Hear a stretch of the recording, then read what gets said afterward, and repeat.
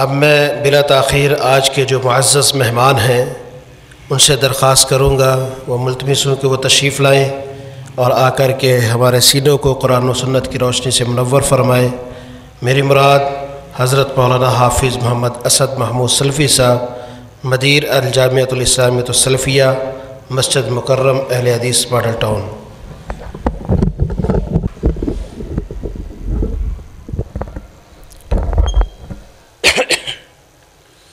السلام علیکم ورحمۃ اللہ وبرکاتہ۔ ان الحمد للہ نحمده ونستعینه ونستغفره ونعوذ باللہ من شرور انفسنا ومن سیئات اعمالنا من يهده اللہ فلا مضل له ومن يضلل فلا هادی له وأشهد أن لا إله إلا الله وحده لا شريك له وأشهد أن محمدًا عبده ورسوله أما بعد فإن خير الحديث كتاب الله وخير الهدي هدي محمد صلى الله عليه وسلم وشر الأمور محدثاتها وكل محدثة بدعة وكل بدعة ضلالة وكل ضلالة في النار۔ رب اشرح لي صدري ويسر لي أمري واحلل عقدة من لساني يفقهوا قولي۔ اللهم انفعنا بما علمتنا وعلمنا ما ينفعنا وزدنا علما۔ رب اوزعنی ان اشکر نعمتک التی انعمت علی وعلی والدی وان اعمل صالحا ترضی واصلح لی فی ذریتی انی تبت الیک وانی من المسلمین۔ اعوذ باللہ السمیع العلیم من الشیطان الرجیم۔ بسم اللہ الرحمن الرحیم۔ ان هذا القرآن يهدي للتي هي أقوم ويبشر المؤمنين الذين يعملون الصالحات۔ وقال الله تبارك وتعالى في مقام آخر إنا عرضنا الأمانة على السماوات والأرض والجبال فأبين أن يحملنها وأشفقن منها وحملها الإنسان انہو کان ظلوما جہولا۔ حضرات ذی وقار، جس طرح آپ نے بھائی سے اس مجلس کی غرض و غایت کے متعلق سن لیا، جہاں یہ بات اس بچے اور اس کے والدین کے لیے بہت خوشی کا سبب ہے کہ اللہ رب العزت نے اس کے سینے میں اپنی پاک کلام کو جمع کر دیا۔ نبی کریم صلی اللہ علیہ وسلم نے فرمایا کہ انسان کا سینہ جو ہے خوبصورت گھر کی طرح ہے۔ اگر اس کے اندر قرآن کا کچھ حصہ ہے تو یہ سمجھ لو اس میں رہنے والا بھی کوئی ہے۔ اگر انسان کا سینہ قرآن سے بالکل خالی ہے تو وہ بھوت بنگلہ ہے، ایک ویران گھر کی طرح ہے۔ اور آپ کو معلوم ہے ویران گھر کتنا ہی خوبصورت کیوں نہ ہو، لوگ اس کے قریب جاتے ہوئے بھی خوف کھاتے ہیں کہ یہاں کوئی رہنے والا ہی نہیں۔ تو اسی طرح وہ سینہ بہترین سینہ ہے کہ جس میں قرآن کا کچھ حصہ ہو تو اللہ نے اسے تو پورا قرآن کریم جو ہے سینے میں محفوظ کر دیا۔ اور دوسرا مقصد یہ کہ جو ہمارے بھائی بزرگ یہاں تشریف فرما ہیں، سب صاحب اولاد ہیں، انہیں ترغیب دینا کہ کائنات میں سب سے بہترین عمل جو اللہ کی نظر میں ہے وہ یہی ہے، خیرکم من تعلم القرآن وعلمہ۔ سب سے بہترین عمل کیا ہے؟ سب سے بہترین انسان کون ہے؟ جو قرآن پڑھتا ہے یا قرآن پڑھاتا ہے۔ انسان کی فطرت میں ہے یہ کائنات میں منفرد بننا چاہتا ہے کہ میں دوسرے سے الگ نظر آؤں، میں باعزت ہو جاؤں، ہر قسم کی ذلت سے محفوظ کر دیا جاؤں، تو یاد رکھیں اس کے لیے لوگ بڑی بڑی رقمیں خرچ کرتے ہیں اور لوگوں کی منتیں کرتے ہیں، ووٹ لیتے ہیں تاکہ مجھے کوئی چھوٹا سا منصب مل جائے، تعلیم کی انتہاؤں تک پہنچتے ہیں کہ میں کسی منصب پہ فائز ہو جاؤں، لیکن جو منصب اللہ حافظ قرآن اور قاری قرآن کو عطا کرتا ہے وہ کسی کے پاس نہیں۔ آپ دیکھیں، آپ میں سے اللہ نے بہت سی نعمتوں سے نوازا ہے، آپ کے خوبصورت گھر بھی ہوں گے، آپ کے پاس خوبصورت سواریاں بھی ہوں گی، آپ کے پاس کاروباری سیٹ اپ بھی ہوں گے، آپ کے پاس اچھی پڑھی لکھی اولاد بھی ہوگی، لیکن جب اللہ کی بارگاہ میں کھڑے ہونے کا وقت آتا ہے تو آپ دیکھیں گے کہ کون شخص ہے جو قرآن کا قاری ہے یا حافظ ہے، اسے آگے کھڑا کیا جائے گا، اس لیے کہ جو عزت و شرف اللہ نے قرآن کی وجہ سے اسے دیا ہے یہ اور کسی کے نصیب میں نہیں ہے۔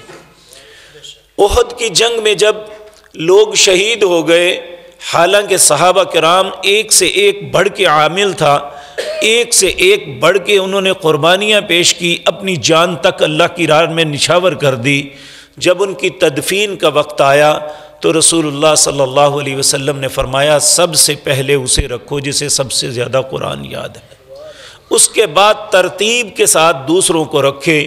اس لیے یہ کیوں ہے یہ سب کچھ؟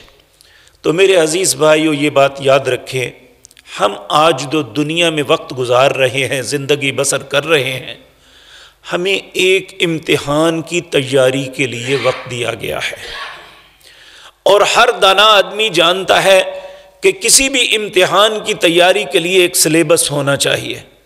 آپ کسی بھی سٹیپ میں امتحان دیتے ہیں تو آپ کو ایک سلیبس دیا جاتا ہے کہ یہ سلیبس ہے تمہارے لیے، اس پہ تیاری کر کے امتحان دے دو۔ جو اس سلیبس کو پڑھتا ہے، جو اس کے جو ہے مندرجات اس سے واقفیت حاصل کرتا ہے، جو اس کے مطابق پیپر حل کرتا ہے، اسے کامیاب قرار دے دیا جاتا ہے۔ تو یہ اللہ نے جو ہمیں جس امتحان میں مبتلا کیا ہے، کہا الذی خلق الموت والحیات لیبلوکم ایکم احسن عملا، میں تمہاری زندگی اور موت کا مالک میں ہوں، اور یہ زندگی یعنی پیدائش سے لے کر موت تک میں صرف دیکھنا چاہتا ہوں کون اچھا کام کرتا ہے۔ اب سوال یہ پیدا ہوتا ہے ہمیں کیسے پتہ چلے گا اچھا کام کون سا ہے؟ جو کریں گے تو کامیابی ہو جائے گی۔ تو اللہ نے آدم علیہ السلام کو یہ بات بتائی تھی، قیامت تک کے لیے یہی اصول ہے۔ اللہ نے فرمایا جب آدم علیہ السلام میرے اور آپ کے باپ اور ہماری ماں کو جنت سے ایک غلطی کی وجہ سے نکال دیا تو اس وقت کہا قُلْ نَحْبِطُوا مِنْهَا جَمِيعًا بَعْضُكُمْ لِبَعْضٍ عَدُوٌّ، تم دونوں یہاں سے نکل جاؤ، پھر تمہیں کہتا ہوں تم اور شیطان آپس میں دشمن ہو، وہ تمہاری خیر کی بات کبھی نہیں کرے گا۔ اب دنیا میں رہتے ہوئے فَإِمَّا يَأْتِيَنَّكُم مِّنِّي هُدًى فَمَنِ اتَّبَعَ هُدَايَ فَلَا يَضِلُّ وَلَا يَشْقَىٰ، دنیا میں رہتے ہوئے میں تمہاری رہنمائی کروں گا، میری طرف سے سلیبس آئے گا، جو اس سلیبس کے مطابق زندگی بسر کرے گا، جو اس کو فالو کرے گا، اس کے مطابق چلے گا، اسے اپنائے گا، اسے اپنی زندگی کا لائحہ عمل بنا لے گا، فلا یضل ولا یشقیٰ، نہ وہ گمراہ ہوگا نہ بدبختی اس کا مقدر بنے گی۔ اللہ رب العزت نے اس سلیبس کو پڑھانے کے لیے، اس سلیبس کو گائیڈ کرنے کے لیے، ٹیچ کرنے کے لیے 1,24,000 انبیاء کو بھیجا، جنہوں نے مختلف وقتوں میں جو اللہ کی طرف سے صحیفے نازل ہوتے رہے انہیں اپنی قوم کے سامنے ٹیچ کرتے رہے، انہیں اس بات کے گائیڈ کرتے رہے یہ اللہ کا پیغام ہے، اسے سنو، اسے پڑھو، اس پہ عمل کرو۔ اللہ نے اپنے انبیاء کو بھی کہا کہ اسے مضبوطی کے ساتھ پکڑ لو۔ بالآخر یہ سلسلۃ الذہب، یہ سونے کی زنجیر جو آدم علیہ السلام سے شروع ہوئی تھی، آخر پہ جناب محمد الرسول اللہ صلی اللہ علیہ وسلم پر ختم ہو جاتی ہے۔ پہلی جتنی کتابیں تھیں ان کی اقوام نے اسے ضائع کر دیا، لیکن جب آخری کتاب نازل ہوئی تو اللہ نے اس کے متعلق خود جو ہے یہ ایڈوانس فیصلہ کر دیا، انا نحن نزلنا الذکر و انا لہ لحافظون۔ اب جو میں تمہارا سلیبس نازل کر رہا ہوں اس کی حفاظت بھی میں کروں گا۔ 1446 آج ہے، 1450 سال گزر گئے۔ عیسائی انجیل کی 200 سال حفاظت نہیں کر سکے تھے۔ موسیٰ علیہ السلام کی قوم 100 سال تک حفاظت نہیں کر سکی تھی۔ داؤد علیہ السلام پر نازل ہونے والی کتاب کی کوئی اب تک کچھ بھی نہیں ملتا۔ جو اللہ نے ان پہ نازل کی تھی وہ زبور تھی، لیکن آج جو ہم سام دیکھتے ہیں وہ چھوٹا سا ایک پمفلٹ ہے جس میں اشعار ہیں، حالانکہ اللہ نے زبور کا مطلب کتاب قانون ہے جو انسان کی زندگی کے لیے، لیکن اللہ نے ہم پہ احسان کیا کہ اللہ نے اس کتاب کو نازل کر کے یہ بات کہہ دی، لا یأتیہ الباطل من بین یدی ولا من خلفی تنزیل من حکیم حمید۔ میں نے اسے نازل کیا ہے، نہ اس کے آگے سے باطل داخل ہو سکتا ہے نہ پیچھے سے، نہ اس کے الفاظ بدلے نہ اس کے معنی بدلے۔ اگر کوئی بد نصیب انسان ایسا کرتا ہے تو وہ اپنی ہلاکت پہ خود سائن کر رہا ہے۔ جو انسان اس کو اپناتا ہے اللہ اسے عزت عطا فرماتے ہیں۔ نبی مکرم صلی اللہ علیہ وسلم نے ارشاد فرمایا، ان اللہ یرفع بہذا الکتاب اقواما ویضع بہ آخرین۔ اللہ اس کتاب کی وجہ سے بہت سے لوگوں کو عزت و شرف سے نوازیں گے اور بہت سے لوگ جو ہیں یہ ذلیل ہو جائیں گے۔ ایک مرتبہ حضرت عمر رضی اللہ تعالیٰ عنہ ایک سفر پہ جا رہے تھے اور مکے کے قریب سے گزرے۔ مکے کے گورنر کو پتہ چلا تو وہ سیدنا عمر رضی اللہ تعالیٰ عنہ کو ملنے کے لیے اپنا ایک نائب بنا کے چلا گیا۔ جب وہ ملنے کے لیے حضرت عمر کو پہنچا، حضرت عمر نے پوچھا اپنے پیچھے کس کو نائب بنا کے آئے ہو؟ مکہ ام القری، مکہ دنیا کی سب سے قیمتی اور پاکیزہ اور مقدس بستی میں کس کو بنا کے آئے ہو؟ کہنے لگے ابن ابزہ کو۔ کہا ابن ابزہ کون ہے؟ کہا ہمارے غلاموں میں سے ایک غلام کا بیٹا ہے۔ حضرت عمر کو غصہ چڑھ گیا، ایک غلام کے بیٹے کو تم مکے کا گورنر بنا کے قائم مقام آ گئے ہو، تمہیں احساس نہیں؟ کہنے لگے امیر المومنین غصہ نہ کیجئے، ہمارے مکہ مکرمہ میں علم الفرائض، علم القرآن، علم الحدیث، علم الفقہ کے متعلق اس سے بڑا عالم کوئی نہیں۔ تو حضرت عمر رو پڑے، کہنے لگے آج مجھے اس حدیث کی سمجھ آئی کہ رسول اللہ صلی اللہ علیہ وسلم نے فرمایا ان اللہ یرفع بہذا الکتاب اقواما۔ آج مکے کے سردار، آج مکے کے سید، رسول اللہ کے رشتہ دار قریش، یہ اپنی جگہ، لیکن سب سے زیادہ عزت جسے ملی اس قرآن کی وجہ سے ملی کہ اسے گورنر بنایا گیا، قرآن کی وجہ سے امام بنایا جاتا ہے۔ آپ میرے عزیز بھائیو یہ دیکھ لیں، آج حرم کے اندر جو امام ہیں ان کی کیا فیسلٹی ہے، ان کی کیا برتری ہے کہ وہ اچھا قرآن پڑھتے ہیں، اچھا قرآن کو سمجھتے ہیں۔ اللہ کے نبی کی مسجد کی امامت کن کے پاس ہے؟ اور آج یہ مسجدیں جو اللہ رب العزت کے گھر ہیں، ان کی امامت، ان کی خطابت کن کو ملتی ہے؟ جو قرآن کے قاری ہیں، جو قرآن کے حافظ ہیں، جو قرآن کے عالم ہیں، اللہ انہیں فضیلتیں دیتے ہیں۔ اس منبر پہ اگر کوئی کھڑا ہو سکتا ہے تو وہی جس نے قرآن کو پڑھا، جس نے قرآن کو سمجھا اور وہ لوگوں کو اس کا فہم دیتا ہے، تو اس منبر پہ کھڑے ہونے کی آپ اسے اجازت دیتے ہیں۔ اگر کوئی انسان ایسا نہیں کر سکتا، آپ اسے معزول کر دیتے ہیں کہ تو ہمیں قرآن ہی نہیں سمجھا سکتا، ہمیں تمہیں کیسے یہاں پہ کھڑا کریں؟ مصلی رسول پہ وہ کھڑا ہو سکتا ہے جس نے اللہ کے قرآن کو اپنے سینے میں محفوظ کیا، وہ خوبصورت آواز میں پڑھتا ہے اور خوش الحانی سے پڑھتا ہے، ہر آدمی جھوم جھوم کے جاتا ہے۔ نبی مکرم صلی اللہ علیہ وسلم نے فرمایا الماہر بالقرآن مع السفرۃ الکرام البررہ، قرآن کو مہارت سے پڑھنے والا قیامت کے دن اللہ کے عزت والے فرشتوں کے ساتھ پرواز کرے گا۔ اب یہ باتیں ساری جو میں عرض کر رہا ہوں، یہ سن کے ہمارے دل میں بھی شوق پیدا ہونا چاہیے۔ سب سے پہلا قرآن کے حقوق میں سے پہلا حق ہم میں سے ہر مسلمان کو پہچاننا چاہیے، یہ دنیا کے کسی انسان کی تصنیف نہیں ہے۔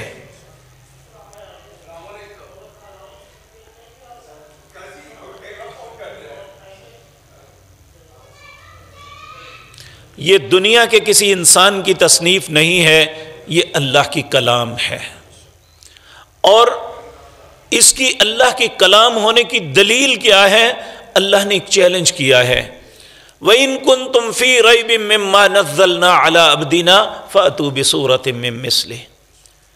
اگر تمہیں شک ہے کہ یہ اللہ کی کلام نہیں ہے، یہ اللہ نے نازل نہیں کی، تو اس جیسی ایک صورت بنا کے لے آؤ۔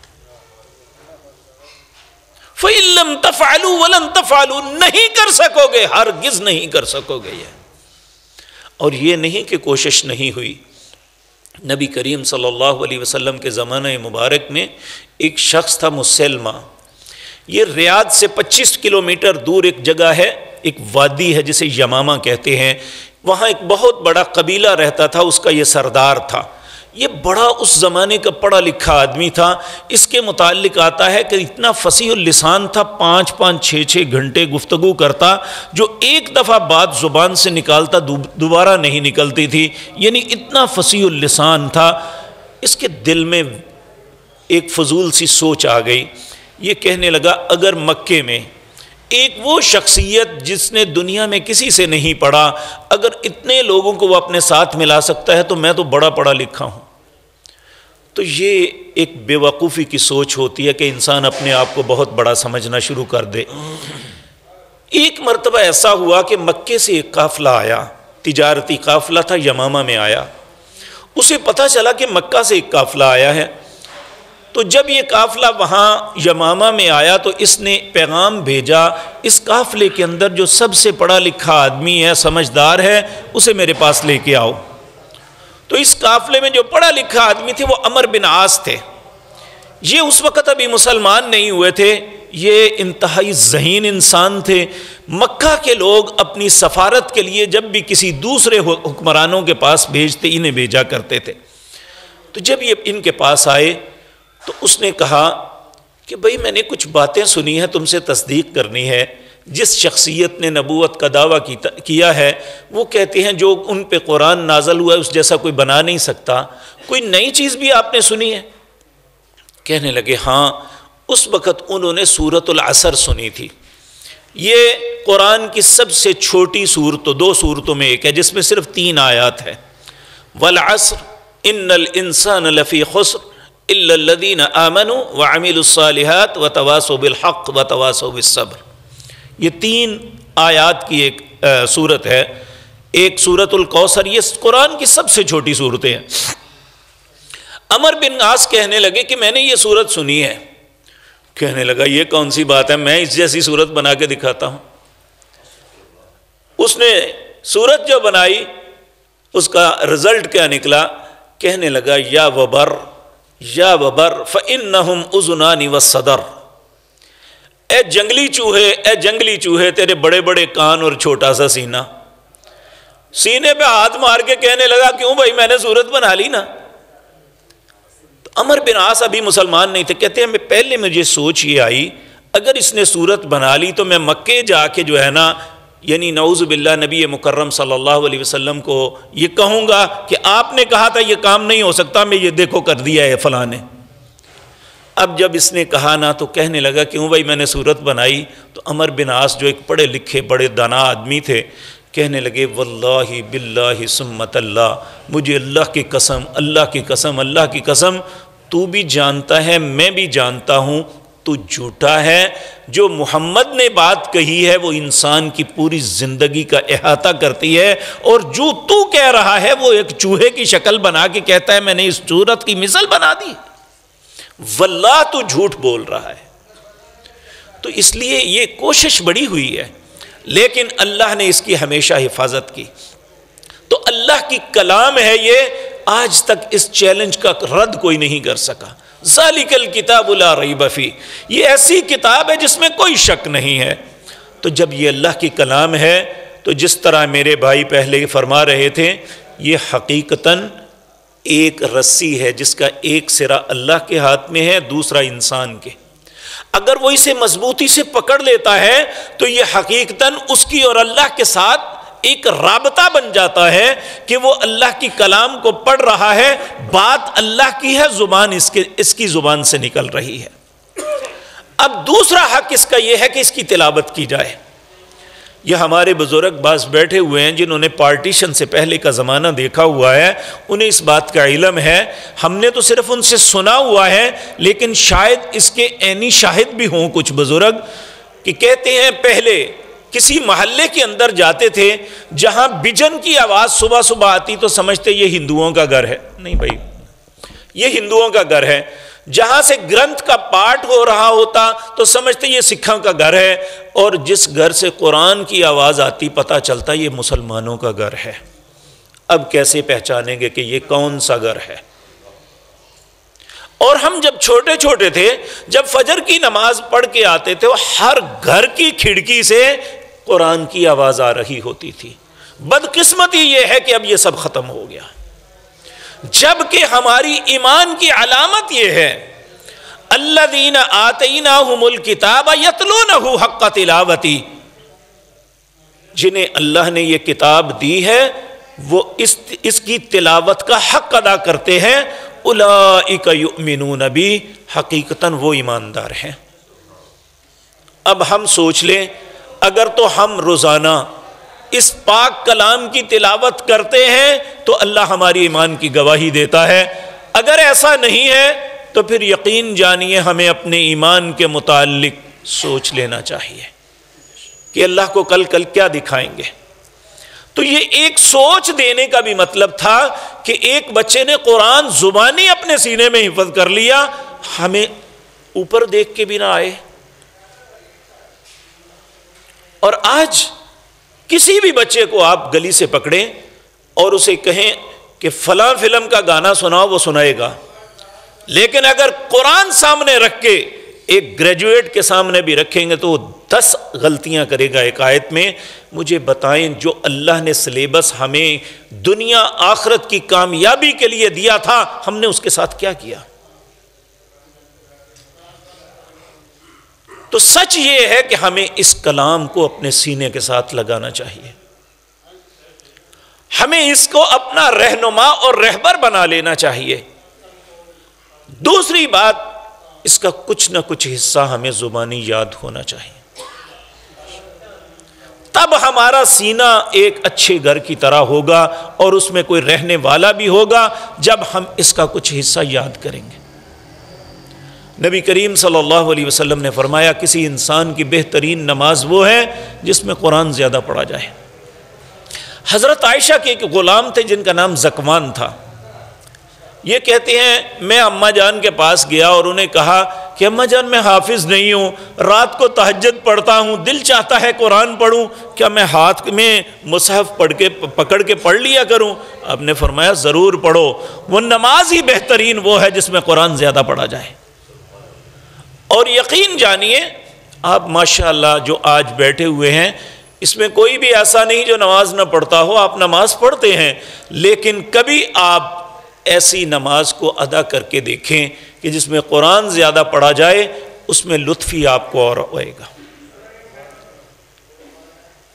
اور آپ خود تو پڑھیں وہ اپنی جگہ، کئی دفعہ کوئی اچھا قرآن پڑھنے والا آگے کھڑا ہوا ہونا تو دل نہیں چاہتا کہ یہ ختم کرے۔ کئی دفعہ ایسا ہوتا ہے کہ وہ ایسی رقت سے پڑھ رہے ہوتے ہیں، وہ عالم دین، وہ قاری قرآن، یہ وہ حافظ صاحب اتنی رقت سے پڑھ رہے ہوتے ہیں، دل کرتا ہے یہ بس سنتے جائیں۔ اور میرے بھائیوں یہ بات یاد رکھیں، دنیا کا بہترین سے بہترین ناول، بہترین سے بہترین تاریخ کی کتاب اب اسے پڑھنا شروع کر دیں۔ ایک دفعہ پڑھ لیں، دوسری دفعہ پڑھیں گے، تیسری دفعہ نہیں پڑھ سکیں گے آپ۔ لیکن قرآن چونکہ اللہ کی کلام ہے، اسے 1,00,000 مرتبہ بھی پڑھیں گے پھر دل چاہے گا پڑھو۔ لیکن کب دل چاہے گا؟ جب سینے میں ایمان ہوگا۔ انما المؤمنون الذین اذا ذکر اللہ وجلت قلوبہم وَإِذَا تُلِيَتْ عَلَيْهِمْ آيَاتُهُ زَادَتْهُمْ ایمانا۔ یہ ہماری ایمان کی علامت ہے کہ ہماری محبت کتنی قرآن کے ساتھ ہے۔ اگر ہماری محبت قرآن کے ساتھ ہوئی تو یقین جانیے دنیا اور آخرت کی کامیابی آپ کا مقدر ہے۔ اگر خدا نخواستہ قرآن کے ساتھ ہماری محبت نہ ہوئی، اس پہ عمل نہ ہوا، تو ہم کسی حیثیت میں نہیں ہیں، نہ دنیا میں نہ آخرت میں۔ اللہ ایسی بد نصیبی سے محفوظ رکھے۔ اقول قولی ھذا واستغفر اللہ۔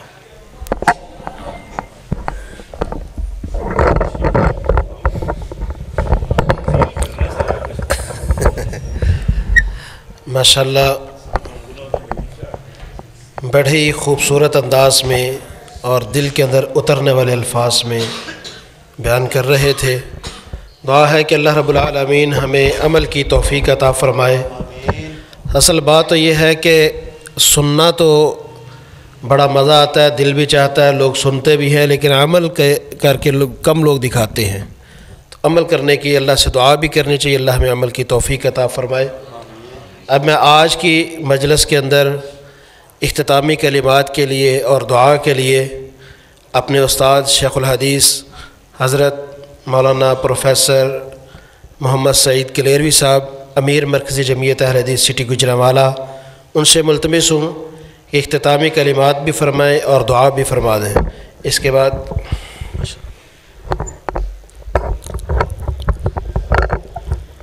جامعہ مسجد مکرمہ اہل حدیث ماڈل ٹاؤن گجرانوالہ میرے یہ مادر علمی الحمدللہ والد صاحب ابھی تشریف لائے، 95 سال کے قریب عمر ہے۔ ہمارا گاؤں نوئی والا میں نے پہلے بھی گزارش کی تھی، جہاں 5 میلے لگتے ہیں۔ میرے والد صاحب نے 50 سال فی سبیل اللہ بریلوی سنیوں کی مسجد میں ڈیوٹی سر انجام دی۔ دادا جی نے انگلی پکڑی، پرائمری 5 کرنے کے بعد 9 سال عمر مسجد مکرم میں داخل کروا دیا۔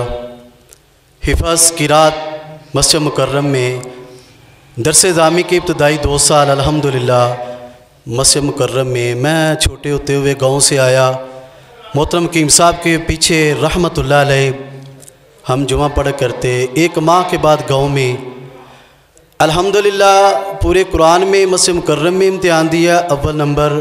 قرات پڑھنے کے لیے جامعہ محمدیہ نئی چوک اول نمبر۔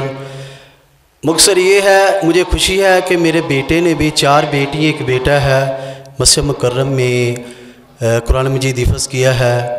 عظیم خاندان، اللہ تعالیٰ جزائے خیر عطا فرمائے۔ شیخ اسماعیل سلفی رحمۃ اللہ علیہ، اللہ کریم ان کے درجات بلند فرمائے، جنت الفردوس کا مہمان بنائے، محترم حکیم صاحب کے درجات بلند فرمائے۔ میں شکر گزار ہوں محترم سلفیہ خاندان کے چشم و چراغ مفکر اسلام فضیلت الشیخ صاحبزادہ حافظ اسد محمد سلفی صاحب حافظ اللہ، آپ نے ہم غریبوں کی دعوت کو قبول فرمایا، تشریف لائے۔ اور شیخ محترم میرے استاد المکرم ہیں، فضیلت الشیخ شیخ الحدیث و تفسیر حضرت مولانا محترم قاری محمد سعید کلیروی صاحب حافظہ اللہ، الحمدللہ میرے قرآن کے استاد ہیں، میرے حدیث کے استاد ہیں۔ اللہ کریم سے دعا ہے رب العالمین میرے ان شیوخ اعظام اساتذہ کرام کی زندگیوں میں برکتیں فرمائے اور دنیا اور آخرت کی بلائیں عزتیں عطا فرمائے۔ جو بھی میں گناہ گار کی طالب علم کی دعا ہے، 2 ثواب مجھے 24 سال سے الحمدللہ سرزمین پہ ہو جانتے ہیں، میں ایک درویش اور مسجد کا ادنا سا میں دین اسلام کا قرآن و سنت کا خادم ہوں۔ اللہ کریم سے دعا ہے میرے شیوخ اعظام کی اولادوں کی جو بھی چھوٹی بڑی پریشانی اللہ دور فرمائے۔ اللہ کریم میرے شیوخ اعظام کی اولادوں، ان کی اولادوں قیامت تک جو نسلیں ہیں ان کو شیخ سلفی صاحب رحمۃ اللہ علیہ کی طرح قرآن و سنت کا، دین اسلام کا عظیم شیخ القرآن بنائے، مجاہد اسلام بنائے، شیخ الحدیث بنائے، اولادوں کو قرآن و سنت کا خادم، میری اولادوں کو، آپ سب کی اولادوں کو اللہ تعالیٰ قرآن و سنت کا خادم بنائے، ہر قسم کے اللہ تعالیٰ شرک و بدعات دنیاوی بے راروی سے محفوظ فرمائے۔